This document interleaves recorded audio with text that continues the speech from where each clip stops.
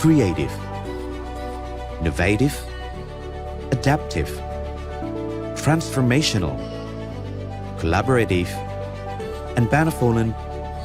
All these are aimed to help students achieve their future dreams. Mendidik itu mengajarkan ilmu pengetahuan dan berbela rasa serta berkontribusi pada kesejahteraan masyarakat. Hal tersebut menjadi landasan fundamental bagi Universitas Atmajaya Yogyakarta untuk mencetak generasi muda yang unggul di bidangnya dan memiliki integritas moral yang tinggi. Saya bangga menjadi bagian dari Universitas Atmajaya Yogyakarta. Viva UAJ, kami bangga ada di sini.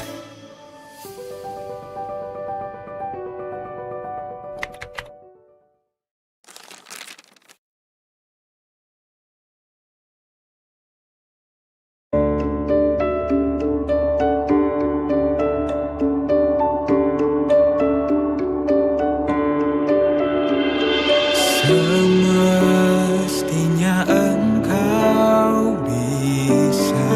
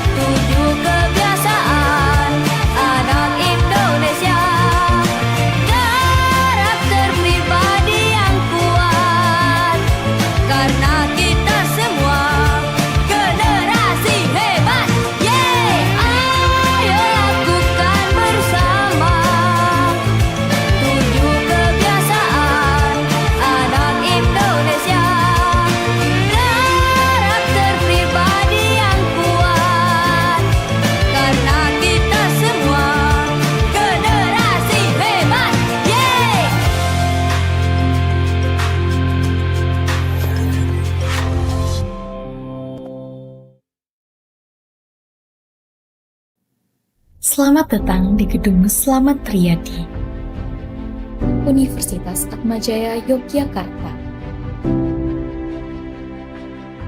Universitas Atmajaya Yogyakarta dengan bangga menjadi tuan rumah Lomba Debat Indonesia tahun 2025. Ajang yang mempertemukan para pemikir muda terbaik dari SMA seluruh Indonesia. Di sini, gagasan diuji, keberanian diuji, dan logika dipertajam. Kompetisi ini bukan hanya tentang menang, tetapi tentang bagaimana setiap peserta menyuarakan masa depan. Dari Sabang hingga Merauke, para delegasi hadir membawa semangat, budaya, dan harapan. Bersatu dalam satu panggung argumentasi terbesar untuk SMA di Indonesia. Selamat datang di Lomba Debat Indonesia 2025. Siapkan argumen terbaikmu, tunjukkan potensimu, dan jadilah generasi pemikir masa depan.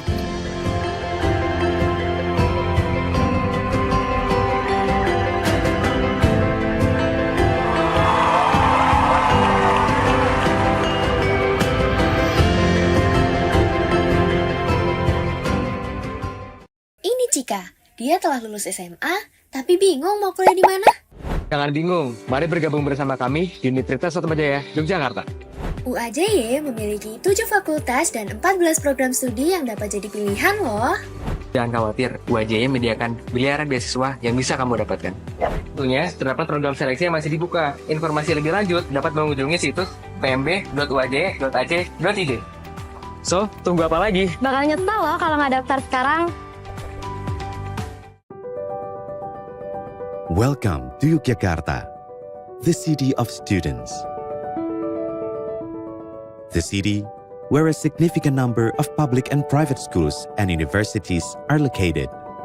Universitas Atmajaya Yogyakarta, a private university established on September 27, 1965 by Yayasan Slamet Riyadi Yogyakarta. Dalam bahasa Sanskerta, Atma berarti jiwa dan Jaya berarti unggul, sehingga Atmajaya berarti jiwa yang unggul. Universitas Atmajaya Yogyakarta juga memiliki semboyan dalam bahasa Latin Serviens in Lumine Veritatis, yang artinya melayani dalam cahaya kebenaran. The four core values upheld by UAJY are excellence, inclusivity, humanism, and integrity. Excellence implies equality or being better than others. Inclusivity means encompassing all social groups. Humanism, the definition, means to serve the common interest of fellow humans. Integrity means adherence to the moral and ethical principles, honesty, reliability, consistency in words and acts, and a sense of responsibility. UAJY supports diverse values, cultures, religions, races, ethnicities, and languages as a university with students from all across Indonesia. UAJY's diversity is an asset for further collaboration and synergy in preparing for a better future. Universitas Atmajaya Yogyakarta memiliki 4 kampus yang terbagi menjadi Kampus 1, Gedung Santo Alfonsus. Kampus 2, Gedung Santo Thomas Aquinas. Kampus 3, Gedung Santo Bonaventura. Dan Kampus 4, Gedung Bunda Teresa. Universitas Atmajaya Yogyakarta memiliki fakultas dengan berbagai program studi sarjana, program studi magister, dan international undergraduate program.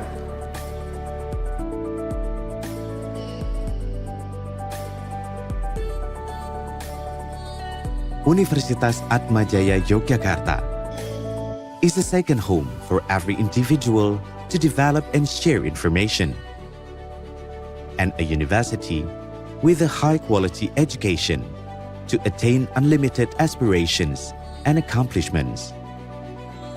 To achieve the goals, UAJY Orders from both teams. From proposition, who is going to speak first? Okay.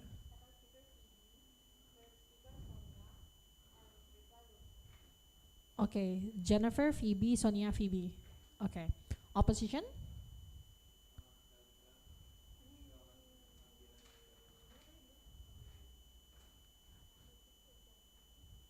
Kalika, Sean, Abian, Sean. Okay, cool.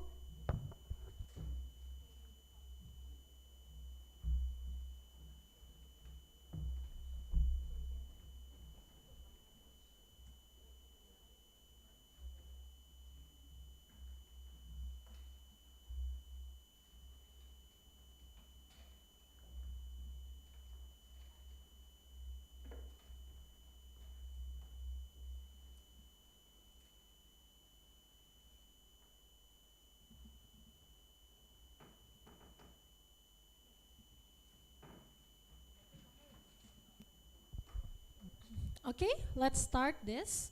Hi everyone, welcome to the second round of Lomba Debat Indonesia English category. My name is Ariel. I'll be chairing this round. I'm not going to be alone. Along with me, I have okay, and unfortunately the other judge will not be here, so it'll be just the both of us. But anytime in your speech, if you want to refer to the judges, please refer to the panel as a whole. Welcome to LDE. I think by now you will know that the speaking time is 8:15 maximum for substantive speakers, 4:15 maximum for reply speakers. There's a timer there. I'm not sure if there's another timer that is from here. LO? Ada timer lagi nggak yang buat dilihat saat menit? Okay. I'll show you can see the timer here. I'll show it here as well, just in case, so you guys can see as well. Otherwise, since it seems that this room will be recorded or live streamed, throughout any time in your speech, when you are giving your speech, as well as when you're giving POIs, please use the mic so it's able to be heard from the live stream. Yeah. Let's start this round under the motion that reads, assuming feasibility, this House would allow countries to form Olympic coalitions. We call upon the first prop to begin today.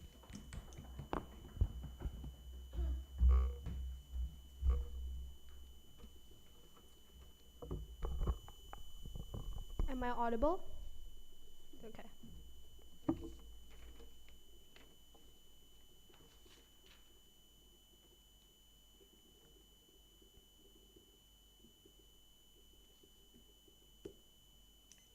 Note that right now, sports is often monopolized. For example, in basketball, there's an NBA dynasty where all the time it's always America that's always gonna win, or like for example in football maybe like Ronaldo's gonna win all the time, or maybe that certain team is gonna win all the time. Note that sports needs to have a sort of equality, because monopolization creates like it's very boring. Secondly, then it makes it unfair for a lot of athletes with a different potential. Proud to propose my mechanism here.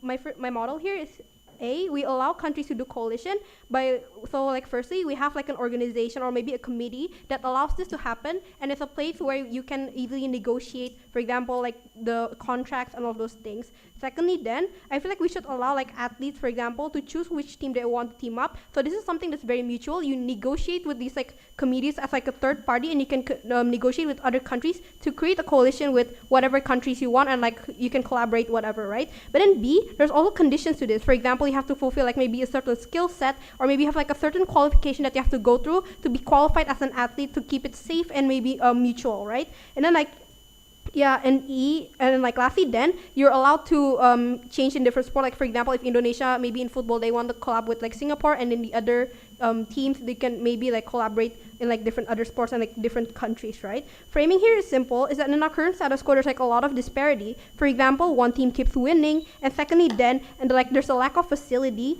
in like certain countries, for example, for example, maybe in Indonesia, like there's a lack of facility for like people or like athletes to get these funds or to get infrastructure so that they could practice well. Note that like, no, thank you. Note that like there's a lot of disparity, and I feel like the urgency here simple is that sportsmanship is going to go down when these people do not have a chance, and it's also going to cause less recognition on their side of the house. We want to provide and like push these countries to get recognition and to at least allow these athletes to get a chance to get these like money and all the sponsorship. Going into my argument then, number one, note that athletes here is a very important actor here. Firstly, they're mostly neglected by government. For example, maybe government doesn't have really enough funds to fund this infrastructure. Or secondly, then maybe they're just neglected because they're not seen as like someone important, or maybe they're just not seen because like the potential is not enough, right? Note that on our side of the house, when we allow these athletes to maybe negotiate with other countries and show like their skill sets, for example, it at the very least gives them the choice to do so and gives them and allows them to get to play with their potential and to get a lot of recognition, right? So practically here it's simple that these athletes at the very least have the chance to choose whoever they want to play with. Like even if like their country doesn't get that access, they could at least access other infrastructure, right? But then going into my practical arguments then, firstly it's about like the equality here, why we are going to solve disparity. Firstly, developing countries oftentimes lacks a lot of like infrastructure or maybe like lacks coaches and all those stuff, right? Note that on our side of the house, it is going to be a lot more better because firstly, when you collaborate with other countries, you're more likely to practice together or maybe be in the same place. Note that you're going to have maybe the same coaches, for example, or maybe you're going to have the same play with the same infrastructure. Therefore, when there's like collaboration, athletes from maybe smaller countries, for example, could access the infrastructure and gain up like have better skills, for example, so they could just upgrade their skills, something that maybe nationally you cannot get, right? And then like secondly, then you can maybe share the knowledge or like all maybe have the same coaches, for example, so these athletes can up their potential. Then lastly, then on our side of the house, I think this is going to be a lot more better because firstly, when we use a sort of collaboration and you maybe fund something together, you're going to have maybe this government's probably going to save more funds because like you're collaborating and you're funding this together as like a country or an organization. Therefore, on our side of the house, a small benefit here is that maybe government can use these funds to maybe fund infrastructure, like maybe for example grassroots infrastructure. Like for example, this can incentivize them to do that more simply because like they have to keep up with like the athletes and like focus on like other things.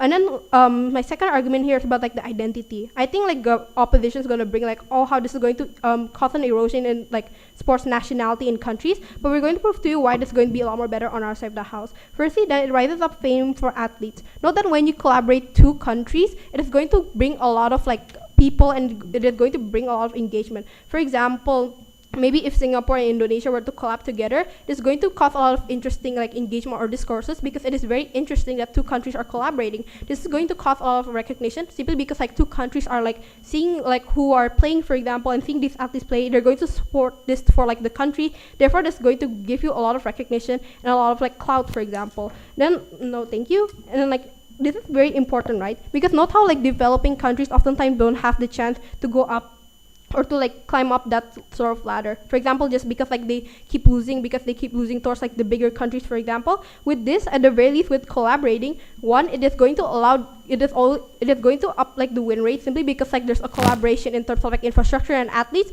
Therefore, like for example, if two athletes are very good and they're playing together, there might be a bigger chance of you winning. Therefore, there's going to be a lot more recognition on our side of the house. It saves like the athletes' great potential, and it will allow like maybe better win rates on our side of the house. Secondly, then I feel like there's going to be international recognition. There's going to be more clout. Why is this so? I think an example that we can use is like physical Asia, for example, when like a lot of countries are competing with each other. Countries like Mongolia, who are not as well as known, are getting a lot of recognition simply because they compete in like an international competition, and they're like since like they're maybe being friends with other countries, therefore they get a lot of like things like sponsorships, for example, and a lot of things like sports because like they engage a lot in those shows and they collaborate and all of those things. Therefore, on our side of the house, there's going to be like more clout and more recognition simply because these athletes are probably going to have more fame when there's a lot of discourses and a lot of people talking about this new collaboration. It's going to bring in things like sponsorship simply like because it is going to be so interesting. Secondly, then note that each athlete has their own characteristics. For example, their own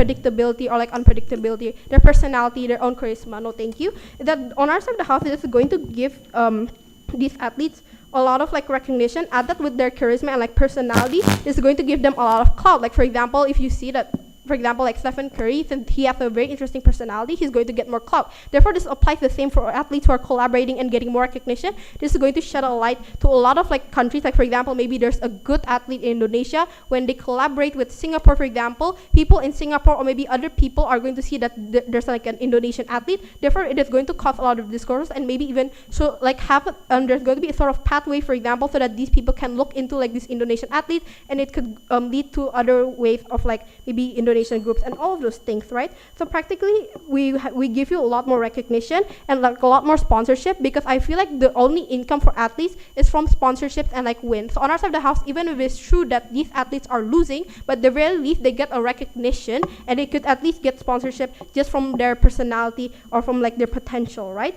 Lastly, then, if we want to talk about if like identity is going to be bad on our side of the house, at the very least, yeah, we have like those type of like personality, and like at the very least money, athletes can get this money. We think that with this money, like what the country is receiving and these athletes are receiving, they could simply invest this in like other infrastructure or like their practices. Therefore, there's going to be it is going to be a lot more better for them, simply because like now that these athletes are getting what they deserve and the things that they deserve, right? So on our side of the house, practically we win, because like firstly, then we can bring like identity. Now like our country is going to be a lot more famous, and now there's a lot of people who can recognize us. Secondly, then there's going to be more sponsorship. That means there's going to be more investors who are investing into these like athletes, for example. Therefore, there's going to be better infrastructure, there's going to be better care for these athletes, and it's going to be better. And thirdly, then our engagement is going to be better. Proud to propose. We thank the first prop for that speech. To start the opposition side of the house, we call upon the first opposition speaker. Here.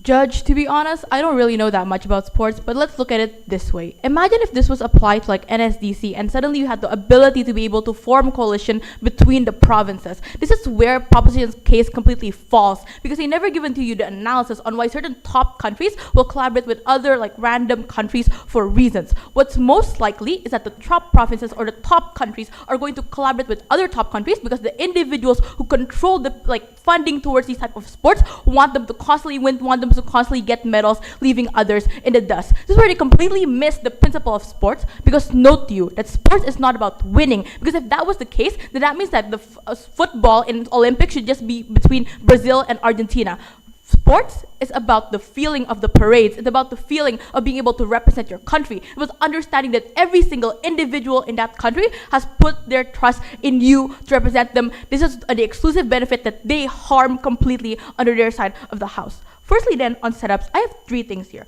One, noted that this debate exists from the perspective of the Olympic Committee. If you actually see the slide, that this house would allow countries to form Olympic coalitions. Hence, if we can prove to you that the benefits to the Olympic committees, i.e. that we get better fairness in sports and we also get better entertainment in sports, which is a principle of sport, then we also win in the huge metrics. But second thing I want to talk about is note to you that this is also going to be based on political lines. This is why, for example, America and Russia and China are constantly competing on who has the most gold medals in the Olympics, exactly because why Olympics is such a household name. Everybody knows the Olympic Games, while not everybody's going to watch like the soccer cup or like all the other types of competitions. The third thing I want to talk about is that note that they cannot play best case in this, because note that in every single sport where coalitions is allowed or it's allowed for you to take in other countries, there's going to be poaching happening. Which is under their side of the house, they also have to contend with the very realistic scenario where, for example, countries like Argentina, which would be poached by the US exactly because they're part of one hegemony, but also Argentina is really, really good at football, which means that it's going to leave other countries to be unable to defend against this now newly overpowered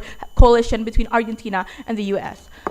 The argument then on how we get the worst Olympic Games under their side of the house. What's the picturization here? I think there's two ways can go. One, it means that good countries will collaborate with other good countries so they can dominate. Or two, it also means that I'm going to address their case on like, oh, these countries will collaborate with each other, these subpar countries, for example, like Indonesia and the Netherlands. Why then is my first proposition likely? I think 5 things, right? One, on the political polarization, exactly what I told you about like the context of the Russia, China, and US, it gives them a huge amount of like incentive for them to get the most medals possible in order to show their dominance. But two, it's also because it's the once in a lifetime opportunity, or once in a year, or like once in like 5 or 4 years opportunity, which you can never have this opportunity again to be able to show your dominance, where everybody's on their TV is going to be watching, everybody, even like people from all parts of the world is going to see your team win. But third, notice that the standard of winning is different, and this is what they didn't manage to understand. Because notice that maybe for a country like Indonesia, then for us in Olympics is when we win one game, we're really, really happy because maybe we're going to only win that game 20 years later. But for countries like America, they want to win the most medals possible because they know that they already have the good people. They just want to like have more and more and more of that because they want to have the best gold medal so they can like rank that up with China. Which is the incentives between these countries are different. Which is even if they say like, that means like Indonesia won't have that much incentive to do this. America will still because they want to get the most gold possible. But fourth, notice that even if the players or there are like other people that don't like it, notice that the power in the scenario holds onto the individuals who fund these Olympians towards these games, these individuals who fund the stadiums, these individuals who want to have results, these individuals who want to have the most medals possible. Because even if they say like, people will like react badly to this, that means there's going to be huge incentive then from the people actually in power to do this. But the last thing I want to talk about is notice that the fame, and it's not necessarily because they say like, people will be incentivized to not do this because of like fame. Know the individuals that even if LeBron James plays a game with another country in basketball, it doesn't mean that he stops being LeBron James. Because when you're already an athlete in these huge countries, you already have this huge amount of fame, which that even if you don't have this amount of fame in the Olympics, you can gather it from other places. Comparatively, you're an athlete from Indonesia and you get overshadowed by Singaporean players and your one chance to go to the Olympics, that's fatal. What then is the impact to all of this? The first one is that it restricts the benefits to rich countries. Because at that point, that means that individuals in these countries, that means that the people who are going to win these games are going to be put on like US, Russia, or like Argentina, or like any of their hegemonies, and not actually the countries they want to support, the people who are actually vulnerable. But two, it also decreases the amount of player getting poached in every single individual country. You're most unlikely to get more Indonesian player poached by Indonesian government or trained by Indonesian government, simply because they know they can like build a coalition under their side of the house. How is it that at least better under our side of the house? I think it's 3 things, right? One, that right now there exists like a lot of scholarships for these type of like sport individuals. Two, the existence of competitions like O2 SN in order to get like individuals to be able to go into these competitions to represent Indonesia. But 3, at the very least, we get lucky plays. Notice that the existence of, for example, like even if Indonesia has been like losing, that there's always going to be that maybe one lucky moment where we can win. That luck decreases significantly under their side of the house. The third thing I want to talk about is also it makes the sport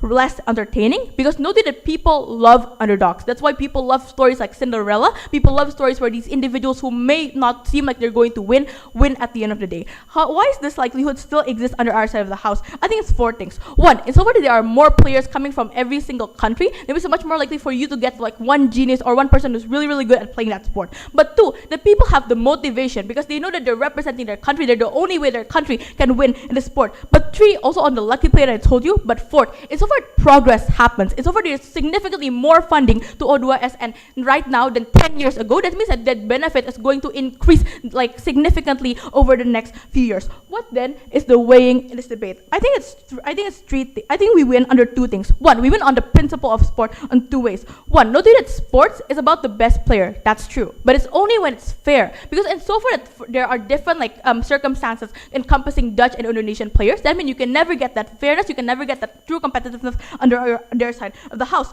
But 2, notice that motivation, their winning point, only exists when individuals in that country think they have a chance. When the Indonesian like people, when the Indonesian boys who like soccer, who even if like you have to go through like scholarship, know that they are the only hope to Indonesia, that is when you get the most motivation. This is when you get individuals who will like practice like 72 hours a week or more just to be able to make their country proud. But the second thing we win on then is on entertainment. Because notice that in so far this is about the Olympics committee, then the worst thing for them is for this competition to become boring, is for this competition to be dominated by these certain countries. But even if their best case scenario is true, that what about it's just about like Indonesia and Dutch players and they just want to have fun, they don't want to actually like win these tournaments. We think it's bad in two ways. One, we've proven to you there's high likelihood that they don't win. We think that under their side of the house, they're going to start blaming each other. Because if you don't win, then what's the purpose of us like actually like not coaching our own players, not coaching our own players, and instead like getting these such players onto them? Because you're also going to get like less of the sportsmanship that they get under their house, and this also tackles their argument on fame, because in no way you're going to be able to get that fame. All you're going to have is like, oh, you were carried by these Dutch players, you were carried by the players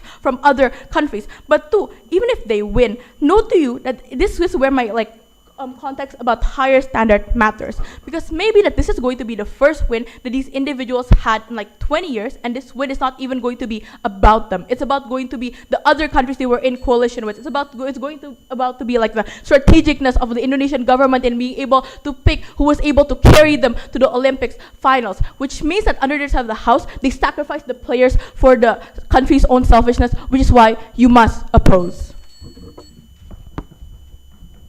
We thank the first op for that speech. To continue the debate, we call upon the second prop. Here.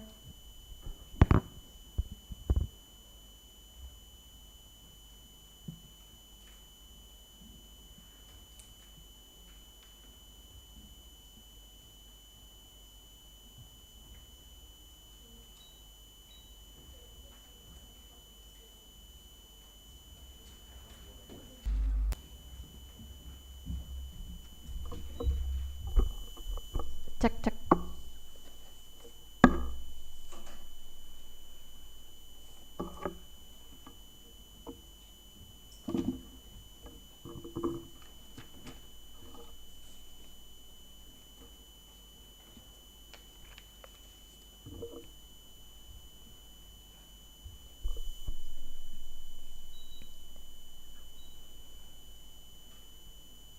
The inequality that these vulnerable countries go through, the fact that they don't have the same equal chances of facilities, for example, is what prevents them to have recognition and actually get empowerment in Olympics. Because in the first place, we told you that these big countries, they monopolize Olympics, they always win and they get the most medals each year. When the opposition wants to come in and say that, it ruins the competitiveness of Olympics, then you need to prove under their side then why vulnerable actors will have the same chances to compete when in the first place they're already not standing on the same pedestal. But then, moving to my rebuttals then. Firstly, when they say that the worst case is when all these big countries will just work together with big countries, I feel like this is not likely. Firstly, because in the first place, these big countries are already thriving on their own, so they don't really have an incentive to work with like other good countries, for example. And when we say, so there is actually more riskier under their side for these big countries to work with other big countries, because it means you're gonna becoming like vulnerable with these countries, because in the process of you teaming up with other countries, you're gonna be training together, for example, you're gonna be opening up your strategy, and you're gonna be be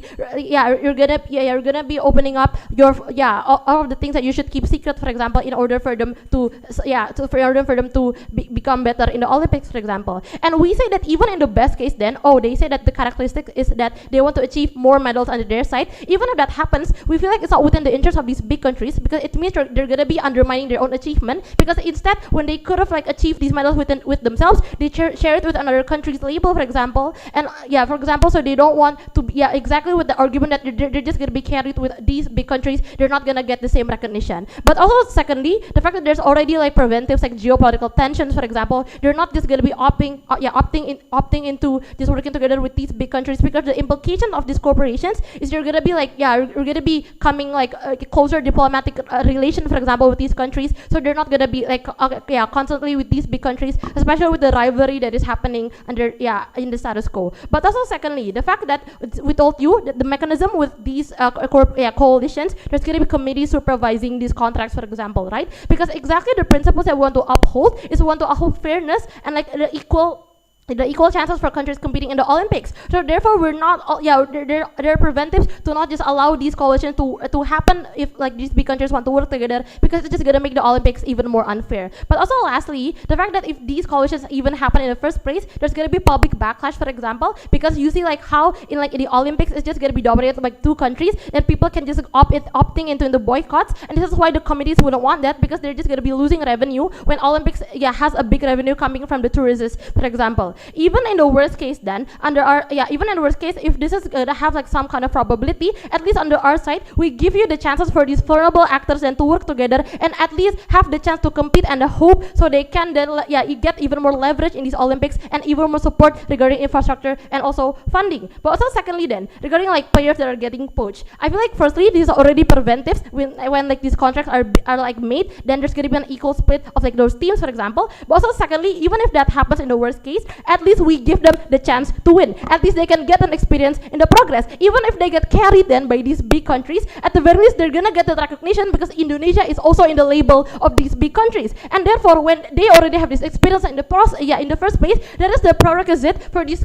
countries and these industries in the sport, for example, can progress even more in the further, because we give them the chance to recognize and like get these access to good facilities and good training, for example. That is what they're not providing to these vulnerable countries. But also like lastly, regarding like competitiveness, we told you that this is not really something that is important. Why is the purpose of like, okay, Olympics is supposed to be an individual country in the first place? It's much more important when you only constantly undermine these vulnerable countries, when you don't give them the same chances. They're just gonna be even more demotivated when it's only the big countries competing in the Olympics in the first place. We actually, so in the first place, the principles of us giving fairness and also equal chances for these vulnerable countries is what outweighs then the competitiveness nature of Olympics. I'll take the POI.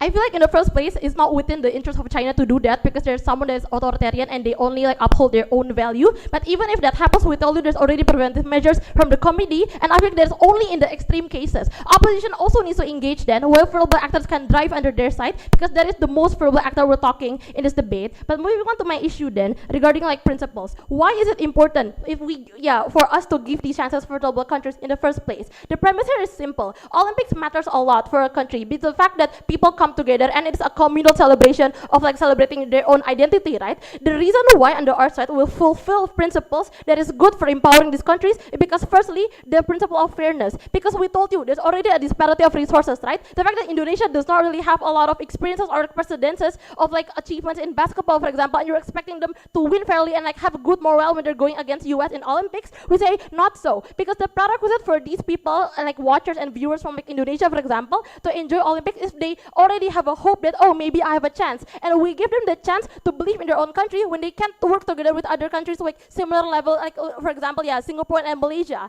This is why, and like the disparity of resources is something that is out of control of these countries, like the fact that birth lottery exists and the fact that it is out of their control, that their economic is not as advanced as USA, for example. That is why we give them the leverage and we give them the leverage and the chance to at the very least can work together with other people so they can get more support for their national teams. But also secondly, regarding empowerment, because then under our side they can work together with other countries, right? Then people are gonna have more hope and more hope, because they're gonna have larger probability to compete in the Olympics, because they can they can put the strongest teams in both countries in one team, right? So therefore under our side we can bring people together. The impact of the fact that people are gonna get hope for Indonesia in the Olympics, even though before that Indonesia always lose, for example, now they actually have something that they can hope for. And why is this hope really important then? Because under our side it can bring people together like national wide, right? We can foster cohesion, the fact that people are gonna come together and they're gonna be celebrating the sports industry of Indonesia when it has never really been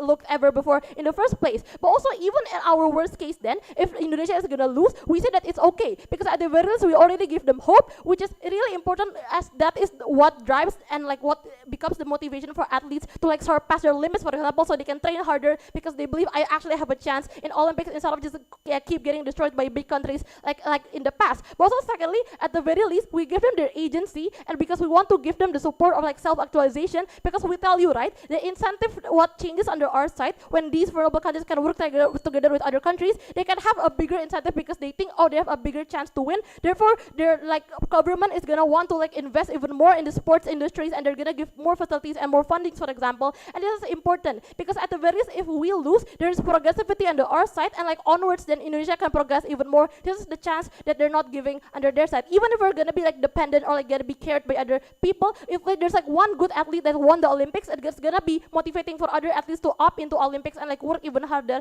And that's why it is important for their good morale. Even in our worst case, then let's also engage. Then if we lose, we tell you you're still gonna be getting recognition that Jennifer told you. You're gonna get sponsorships. The fact that Indonesia made it to semifinals in Olympics when they're already always losing in pre-elimination, for example. We give them chances in the first place, which is why this agency is something that is important when these countries are like taken away their agency when they're already someone that is like much more vulnerable in terms of infrastructure or like funding, for example. Practically, at the very least, we can build even more infrastructure for these countries in the process of training for Olympics. But even in the worst case that we lose, then because we feel like we also like can like cut more on money with more efficient funding instead of only one government funding these teams. There's gonna be two countries. This is why it is important for us to empower even more vulnerable actors. For those reasons, propose. We thank the second prop for that speech. To continue, we call upon the second opposition speaker. Here.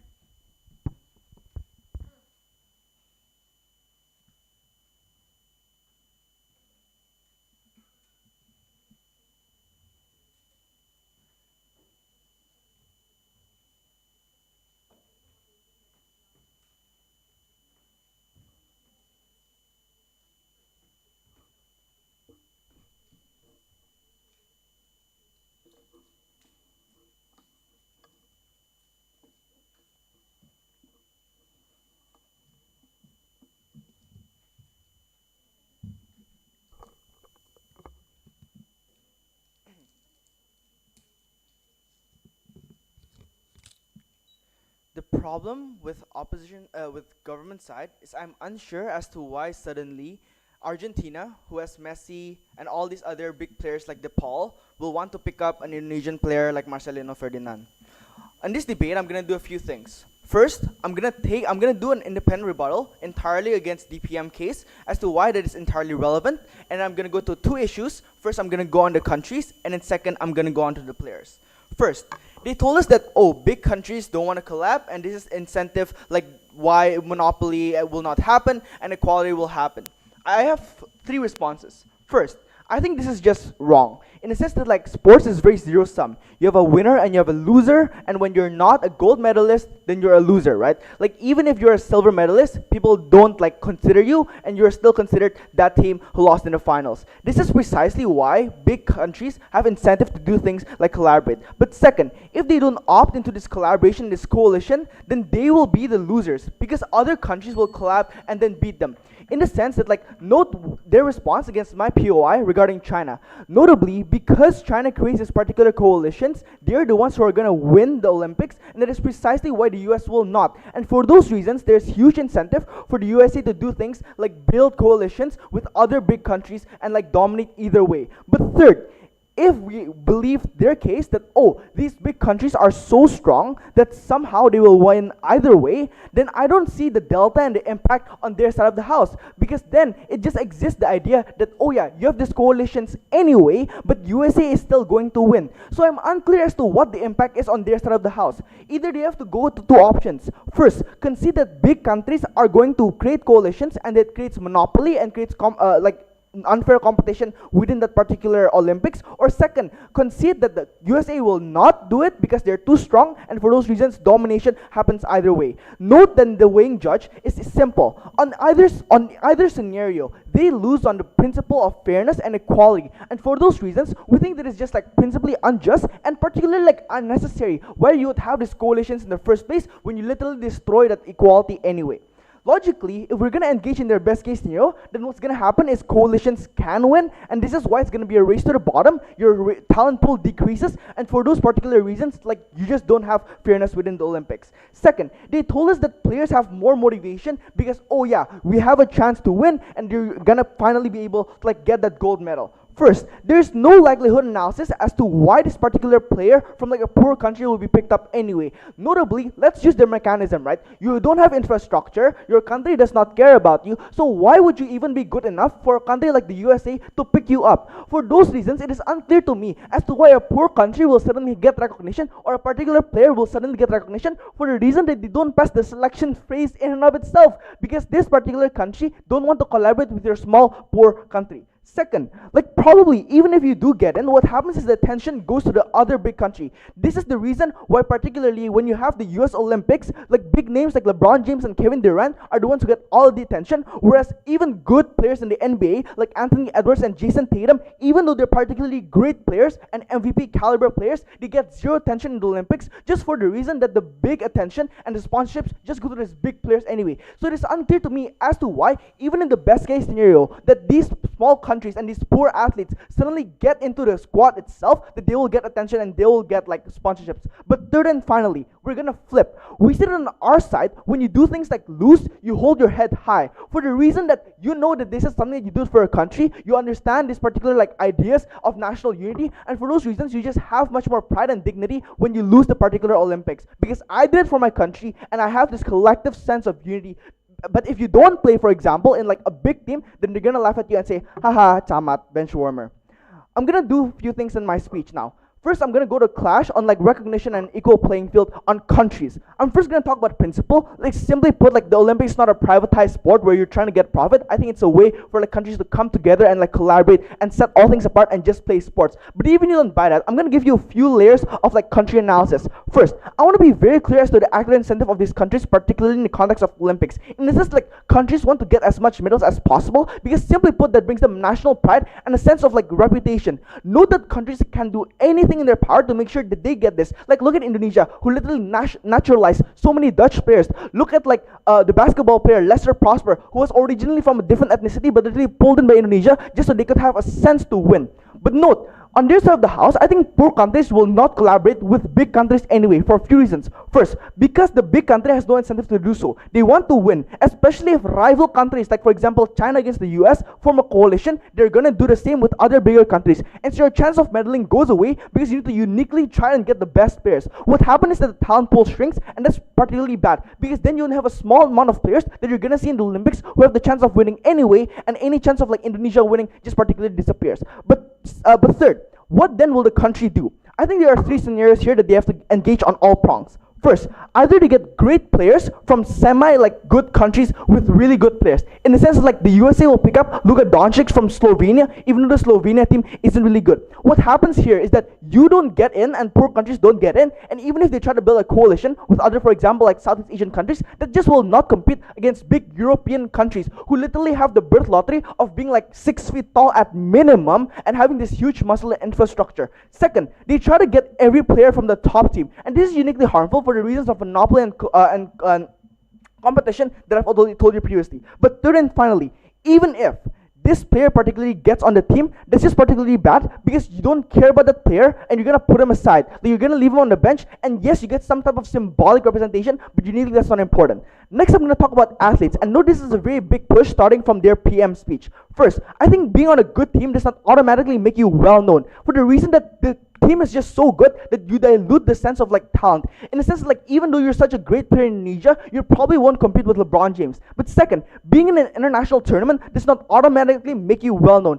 On air, they don't show preliminary rounds because uniquely, if the Olympics happens on like the other side of the world, you probably even as an Indonesian say like, oh, I probably won't watch the game because it's at like 12 a.m. at night and like only one of my like Indonesian national players are on the team anyway. This means you like lose buy-in for like attention because you don't have that big collective like identity to watch your country in the Olympics. But even if you don't buy that, I think this is particularly why players like in the Club World Cup don't actually care about clubs like Fluminense or Al Hilal, even though they particularly participate within this international stage for the reason that they lose, right? They don't want to watch losing teams and instead focus on big ones like Chelsea. But third and finally, we're just gonna flip. When you are on your own country, that's just infinitely better on your side of the house. Why? Because you get more attention. In a sense, like this is particularly why Indonesians care about players like Marques Bolden in like NBA, who averages only 2 points, but when you go in the Olympics, he averages 20. And this is because you funnel all of your attention and resources towards this particular player. Note that because of that, you just get more things like sponsorships and funding and attention. But that means the recognition for that particular athlete is just better. In a sense, like not only do you get a star player from your own country representing your own country, but also things like other smaller development players who can learn from this person because they're a role model who feels proximate to them. What is the impact?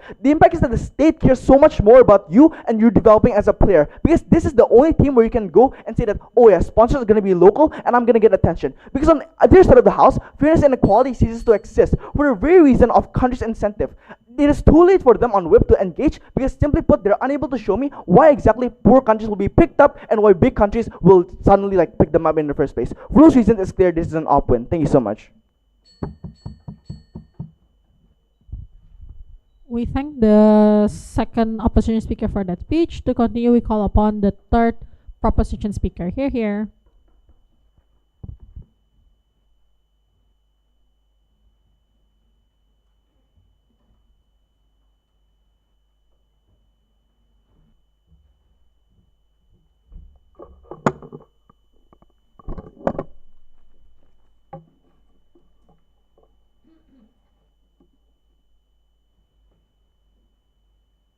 Side opposition has already lost this debate when they still have not been able to prove to us the burden that my first and second speaker have already given towards opposition, which is why under side opposition, these developing countries and these small countries are still gonna get the chance to be able to compete in the Olympics and to be able to actually win in the Olympics, because we have already told you the fact that right now Olympics is something that is very like unfair, since the countries that are winning is always like the top countries who have like more resources and like more human resources.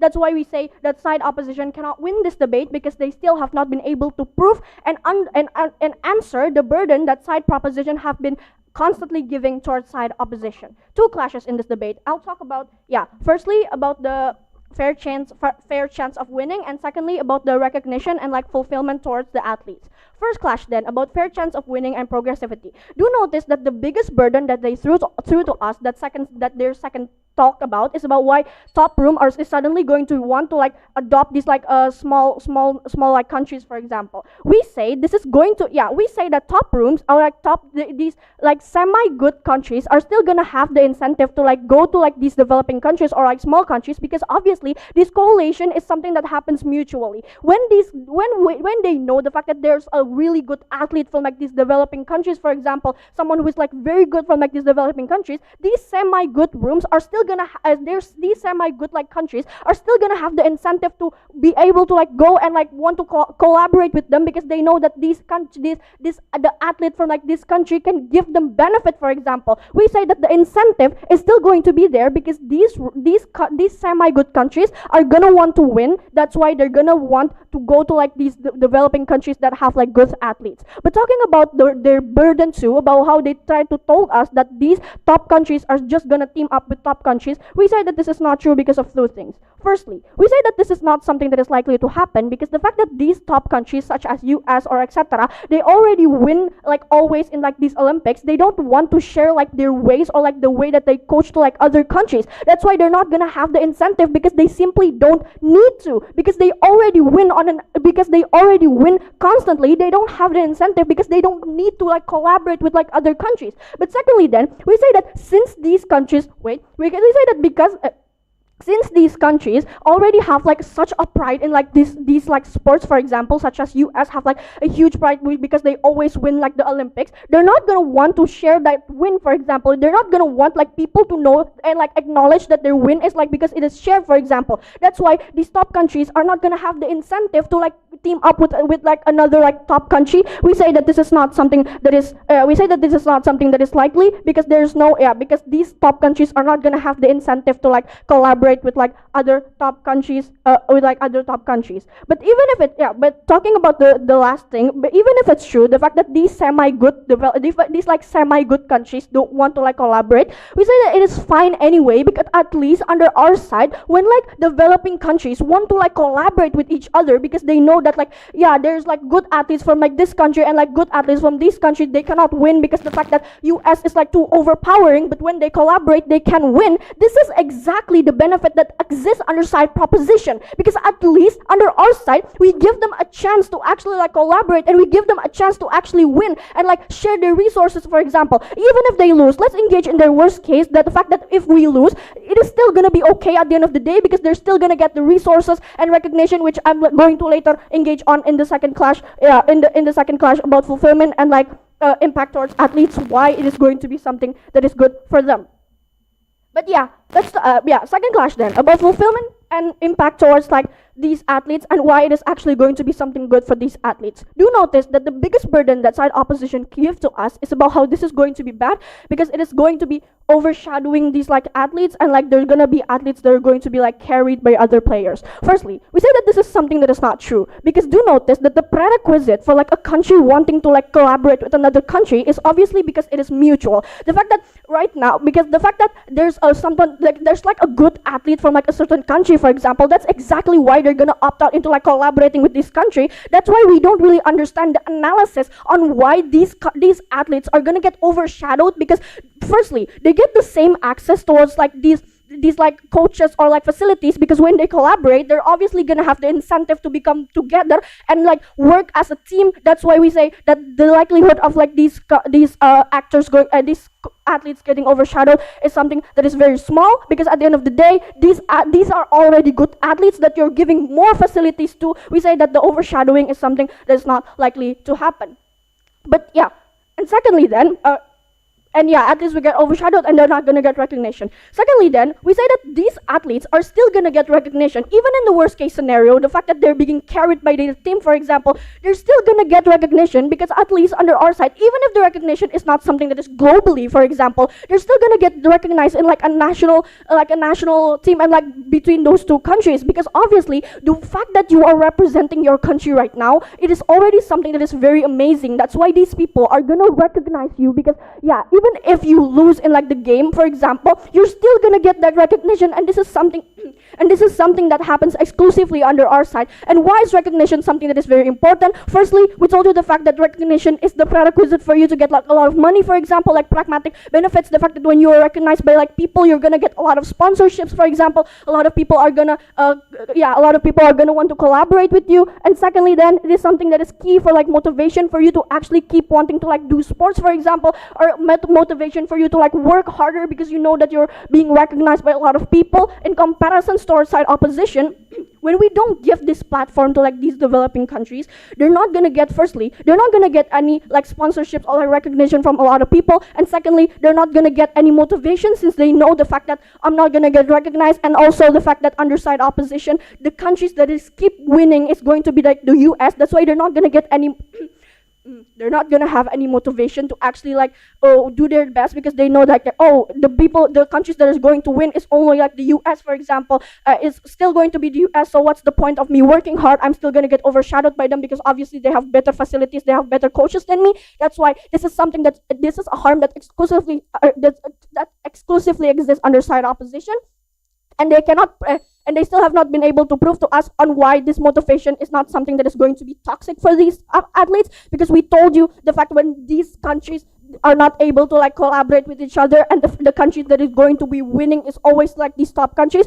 why these athletes are still gonna get the motivation to like do their best and like reach their potential. That's why comparatively under side opposition, when we give them this ability to like collaborate with like countries, it is going to create a better motivation for like these athletes, since they're gonna know, they're gonna think that, oh, I have a chance to actually win since I'm going with like another country, and also the fact that I have more resources, I have a better coach like teaching me, I'm gonna have a better chance of actually winning. That's why these people are gonna be able to like push into their fullest potential, and actually to push into their fullest potential, because they have that unique motivation that exists under side proposition. And we say that, how do we weigh this then? Firstly, in terms of impact towards the athlete, we say that it is going to be better under side opposition, because we have all the benefit of like pragmatic and like all of the motivational impact that exists under side proposition. That's why I'm very proud to propose. Thank the third prop speaker for that speech. To continue, we call upon the third op speaker. Here.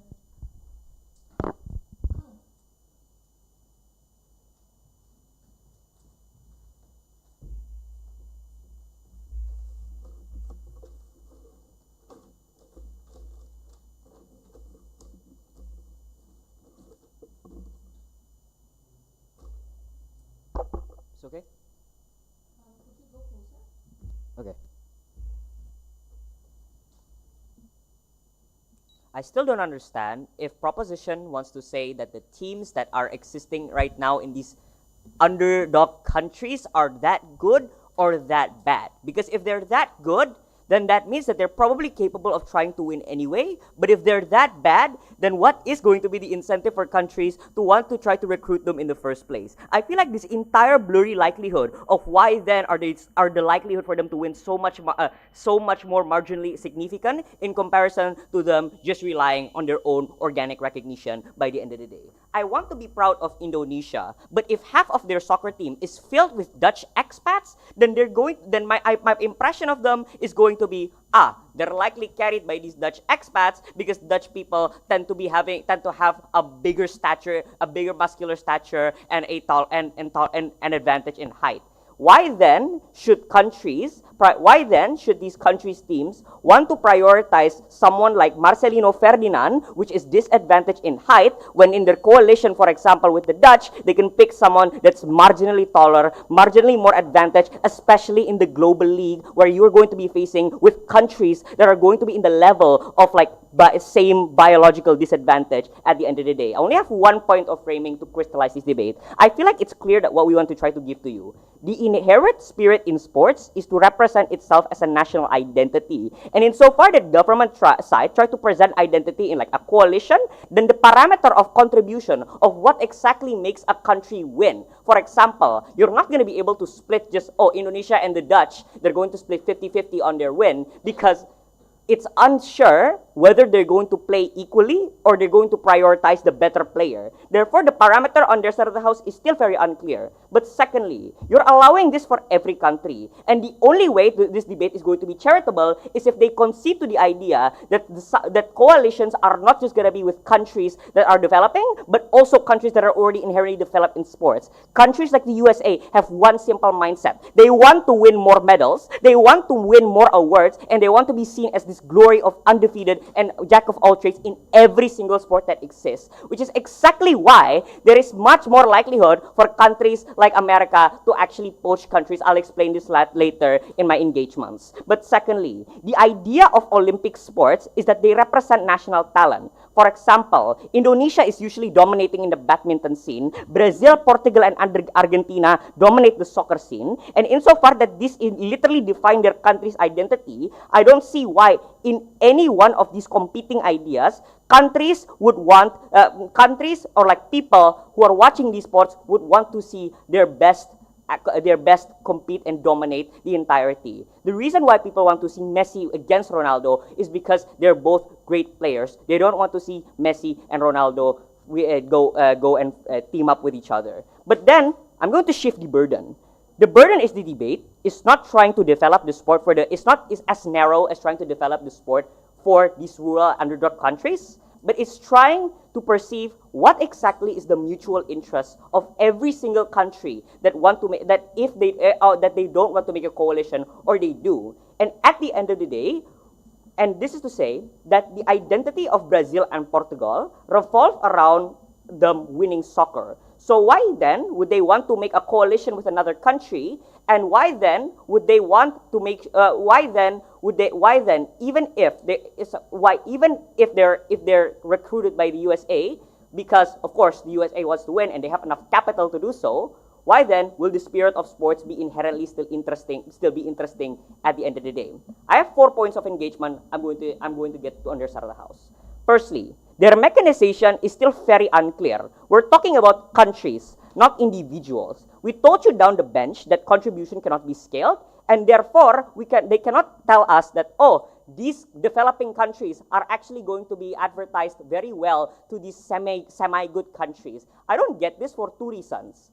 One, I feel like the only way for you to actually be able to be recognized by these countries if you actually offer them something good. For example, the reason why Dutch expats actually entered Indonesian team is because PSSI give them a lot of money. And I feel like that's the inherent burden that they have to take, that this is probably going to be a transactional exchange by the end of the day. But second, when they say that powerful countries have no incentive because they already win anyway, no, a lot of countries seek glory at the end of the day, right? So the thing is, bad competition is actually much marginally more contingent on their side of the house. But thirdly, they said that we cannot prove that why underdog countries will not be good on their side of the house. I feel like I have 2 points of weighing to this. One, I feel like in the likelihood that our side actually can win and improve, which is happening right now, of course, Indonesia lost in the qualifiers again, but here's the thing. When Indonesia won against a major country once, their recognition is filled with support. Their recognition is filled with positive affirmation that they're actually doing amazing and they're happy to see that they make it to the qualifiers, even though they lost to Japan or something. But the thing is, on their side of the house, that organic recognition cannot exist. Why? Because you take away that entire pride that these players have, these star players have in Indonesia at the end of the day. The comparative is quite simple. On their side of the house, they're going to want to prioritize the star players because at the end of the day, the goal of sports is to win. You want to be recognized. Therefore, you want to prioritize the strongest, the biggest, and the most powerful people that exist at the end of the day. But fourthly, they try to give us this blurry mechanization on motivation. I feel like motivation is going to be mutual, but better on our side of the house when Indonesia are motivated by the entirety of Indonesians going to their TVs, watching their qualifier match, even though they're outmatched. And I feel like that motivation on their solo is outweighs significantly if they are going to be like collaborating with the Dutch, where the support is going to be far more segmented because one, they're likely not going to be as much. There's likely not going to be as much players inside of their team at the end of the day. Yes. For Indonesia, the sports is already established like for football. What about developing countries that have no access for it inherently? I don't think then they won't have the incentive to play that sport in the first place. Have you ever seen Fiji play soccer? I don't think they want to play soccer in the first place. And thirdly, I feel like there's always going to be a matter of national identity at the end of the day, right? I feel like the only way for this to be charitable is if they approve that all these countries actually have the interest to like develop this particular sport. I feel like the only way to say that is if and only if these countries actually are already partially established in this course. For example, Indonesia wanting to establish them further in soccer. But when you talk about countries like Fiji or like Barbuda, they don't really care about soccer. They're more into rugby. They're more into their own local sport. I feel like their analysis does not make sense at the end of the day. But thirdly, I'm going to explain to you about the comparison between bad competition. Firstly, poaching costs capital. And our side of the house, we've proven to you why it's likely. And the competition for competing is going to be between more countries trying to get the best leverage on their teams of coalitions. For example, USA and Argentina, or like China or China trying to get Argentina. Therefore, we only prove to you that the only likelihood for this to happen is if and only if you're going to be able to, if and only if their mechanism actually says that this is, if and only if their mechanism is charitable to our side of the house, which is to be with capital. At the end of the day, the principle of the debate is simple.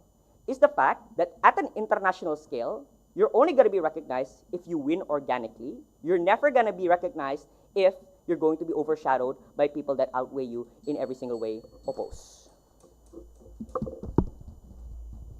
We thank the third opposition speaker for that speech. That wraps up the substantive speakers. To start the reply speakers, we call upon the opposition reply. Here.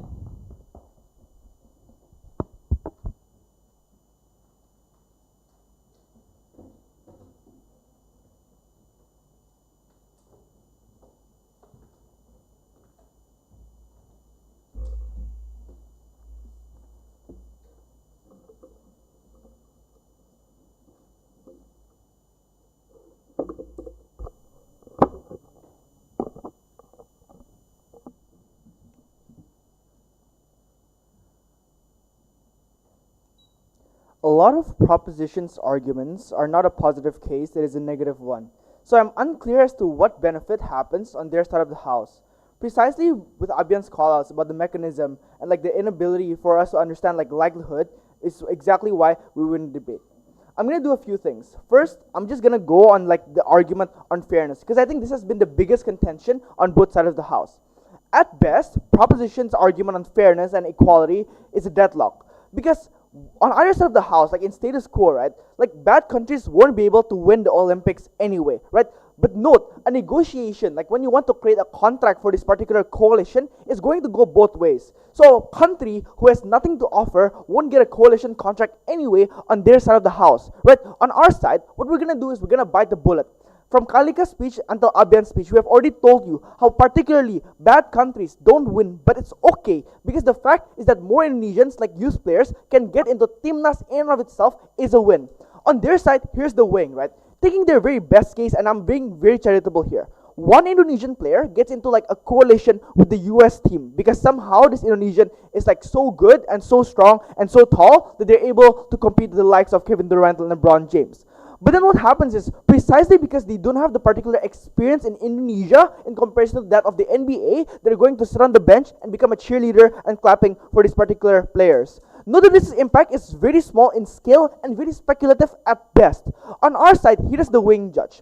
Insofar as you bring like a team towards the Olympic in and of itself, you get things like 22 Indonesians on a football team, 15 Indonesians on a basketball team. So on scale first, we win. In this sense, like quantitatively, we just get more players and more Indonesians representing that particular country within the international scale. And we think this is good for things like national unity, sponsorship, funding, precisely because you have more representation on the global scale. You don't just like dilute it all onto one player, like who's a ride or die, who it's unclear as to whether or not he's even gonna play in the game or play in the finals when everybody is watching, because it's super competitive and it's unsure as to why his skill is gonna be that good.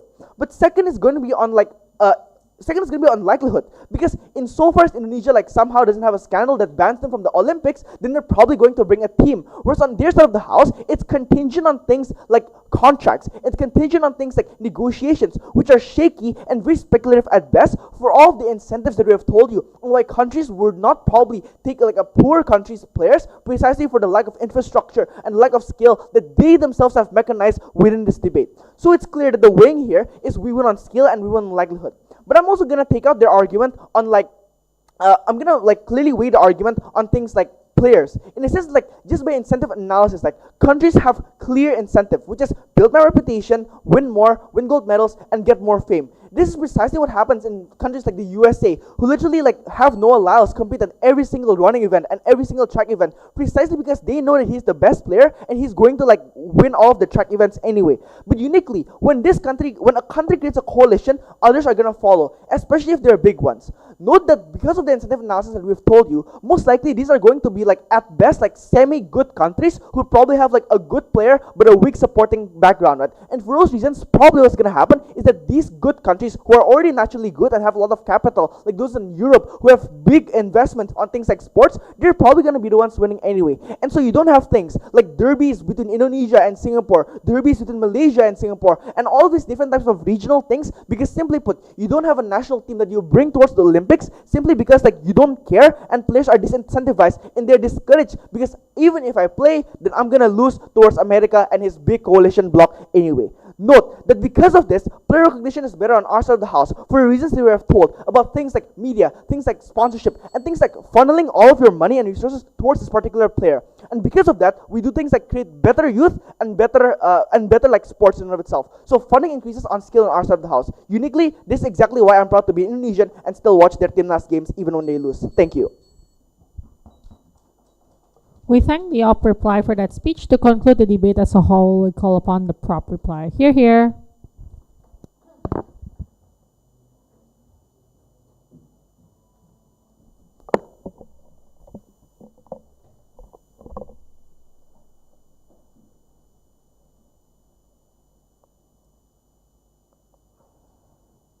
Opposition's premise is weird. They only play in the instance where big players will only work together with big players. When we told you that the reason that what is more feasible is when these smaller countries will be able to work together and we give them that chance in the first place.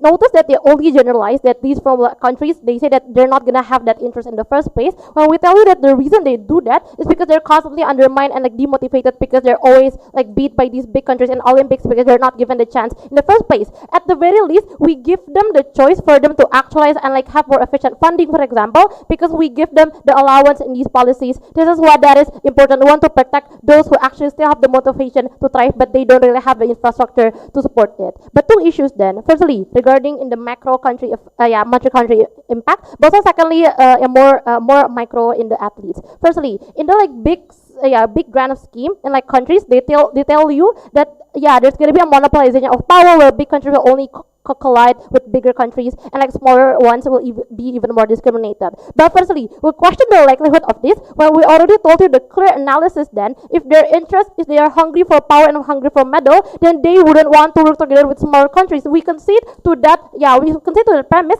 but we tell you that their goal on our side is we give them the chance for these smaller countries to work together in the first place. We have never told you they want to work together with USA, for example. But if we're talking about big on big, then there's for several reasons why this won't happen under our side. Firstly, they already have the capability to thrive within themselves. So therefore, there's no incentive in the first place for, like, for example, USA to work together with other bigger countries, which can spark geopolitical tension. I feel like exactly that is the deterrent as to why these countries wouldn't be that reckless. But also secondly, they wouldn't want to share their resources or infrastructure or strategy, for example, with these other countries, because it will just open up their country to becoming someone that's more vulnerable. Especially we're talking about the context in which Olympic is something that is competitive and rivalry, right? But also thirdly, even if they work together with these big countries, then if they win, it's only going to be undermining the sovereignty and the capability of their own country, because you're going to be working together like USA and Argentina, and people are going to be questioning why is USA working together with Argentina when they already have the capability in the first place. So exactly then, because these are only extreme cases, we tell you that proposition is more charitable in this clash. We tell you that it is much more feasible and realistic when small countries want to work together in small countries. But even in the case where small countries will get monopolized and discriminated, we tell you in the second clash later why we still gain a net benefit. Under our side, when these small countries will get the access, then we tell you that firstly they're gonna have more support for funding, because instead of only funding two separate teams, for example, they can work together into funding into one, because there are already people who are limited in the resources, in their economical cycle is unstable, right? This is why under our side the benefit is there's gonna be more incentive, because they have more hope. So I can compete with bigger countries, even if Indonesia work together with Malaysia, as opposed if they were only competing individually, right? So the government will pay attention to the infrastructure in the sport, for example, even more funding and even more infrastructure built. And this is important because we give this progressivity, as that means under our side there's still going to be a delta. Even if they lose in the process of them preparing for Olympics, there's still going to be more money and more better welfare for these athletes under our side. And at least we have that hope, and we have the hope and that chance for us to believe that we have a chance. This is what is the prerequisite for the athletes to work together and work past their limits. It is not able under their side. So how do we weigh this then? Under our side, we give the agency for vulnerable countries to actually gain leverage and have fairness in Olympics, and we say that is the spirit of sports that we should protect under our side. And also regarding progressivity, at least in the worst case, we still have more infrastructure rather than only being on our own. But secondly, regarding athletes, strictly engaging to our worst case, then even if we're gonna be overshadowed by bigger countries, at the very least these countries are gonna even only it's only one athlete for Indonesia, for example, at least these athletes gonna get experience and people are gonna recognize this, because you can see even if it's overshadowed, you can see Carmen from Hearts to Hearts, they're still supported by Indonesia, even though the Korean members are much more in the spotlight, right? Therefore it will bring this together communal with people. Therefore for those reasons, proud to propose. We thank the prop reply for that speech, and that concludes the second round of the day. Virtually cross floors and shake hands, and you can then wait outside until it's time for the oral adjudication. Can I also request the live stream is cut?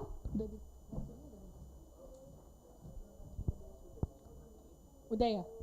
Udah berarti udah mati ya?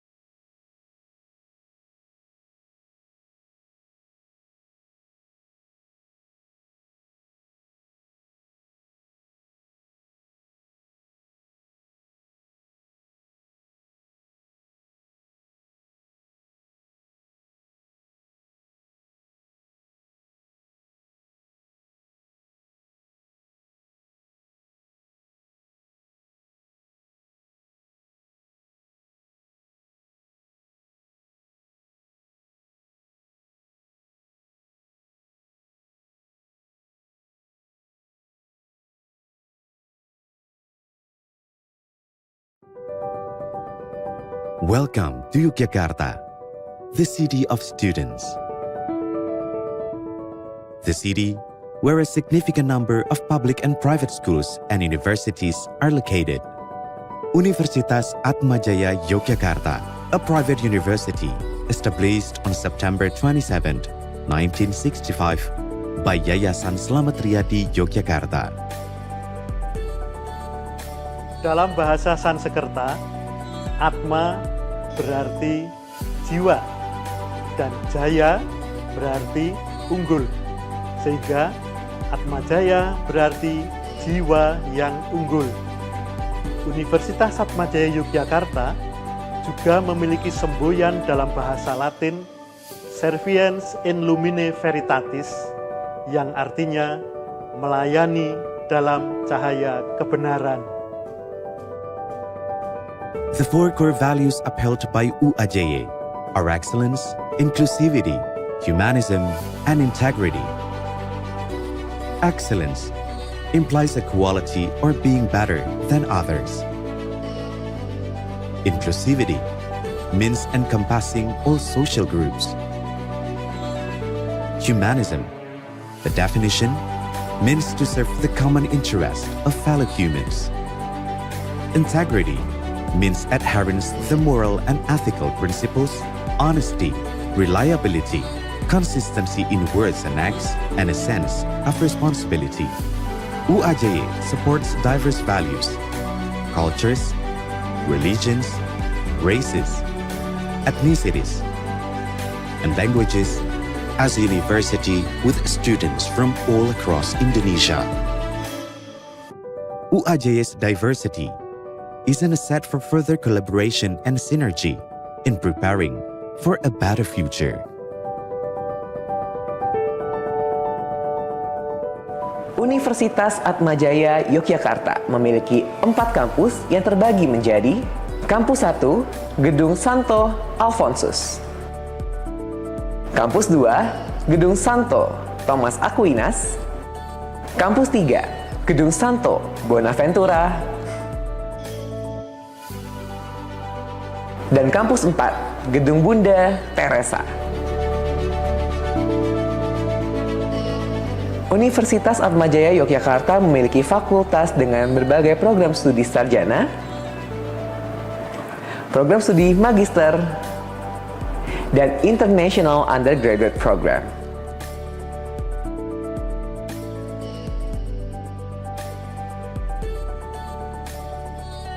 Universitas Atmajaya Yogyakarta is a second home for every individual to develop and share information, and a university with a high-quality education to attain unlimited aspirations and accomplishments.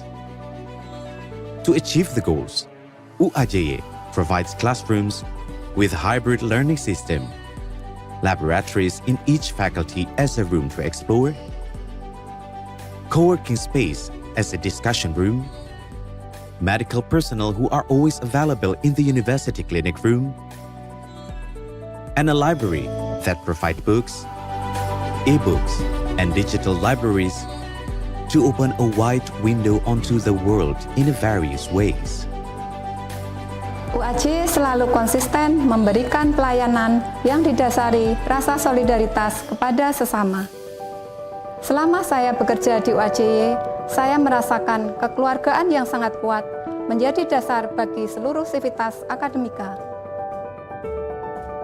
UAJY endeavors to develop graduates who are ethical, creative, innovative, adaptive, transformational, collaborative, and benevolent. All these are aimed to help students achieve their future dreams. Mendidik itu mengajarkan ilmu pengetahuan dan berbela rasa serta berkontribusi pada kesejahteraan masyarakat. Hal tersebut menjadi landasan fundamental bagi Universitas Atmajaya Yogyakarta untuk mencetak generasi muda yang unggul di bidangnya dan memiliki integritas moral yang tinggi. Saya bangga menjadi bagian dari Universitas Atmajaya Yogyakarta. Viva UAJY, kami bangga ada di sini.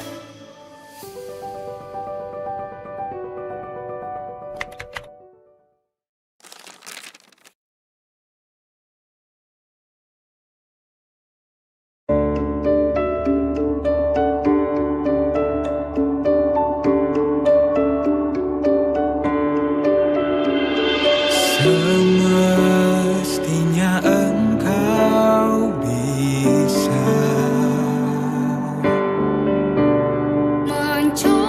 mencobanya lebih bijak, semampunya berusaha,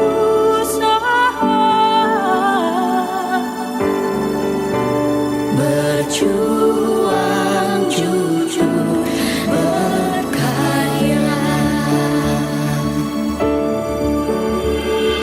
tanpa pernah meragukan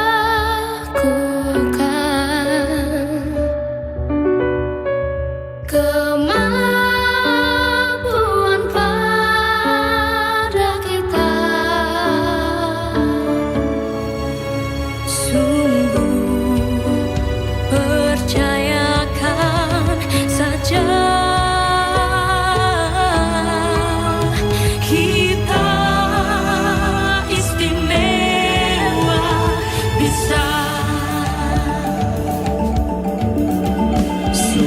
sungguh sebuah